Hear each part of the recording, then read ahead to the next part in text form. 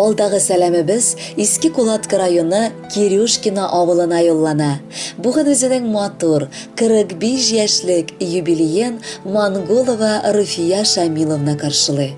Аны матур гомер бәйрәме белән ихластан әнисе Разия Сулеймановна Мосаутова, кызы Рәмзия, кияве Раил, оныгы Амира, кызы Эльвира, яраткан яры Рафат Ханафиевич Сайбатуллин, Сызрын шәһәреннән абыйсы Марат Шамилович, тормыш иптәше Гөлия Фуатовна, балалары Илшат һәм Реналь, Новоспасск бистәсеннән каенабысы Гильфан Ринатович, тормыш иптәше Зөлфия Дилшановна, уллары Динар ихластан котлыйлар.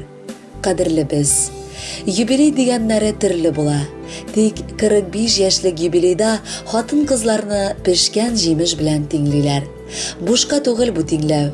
Син дөрестән дә элгереп җиткән җимеш сыман бик матур булып гомер уртасына якынлашасың. Кызганыч ләкин, бу матур чорыңда яраткан тормыш иптәшең янәшәңдә юк. Әмма син бер генә дә боекма балам. Әниебез, якыныбыз.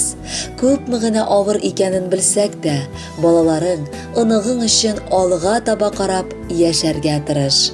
Ә без һәр чак синең янәшәңдә булачакбыз. Тормыш сынауларны сиңа биреп тора.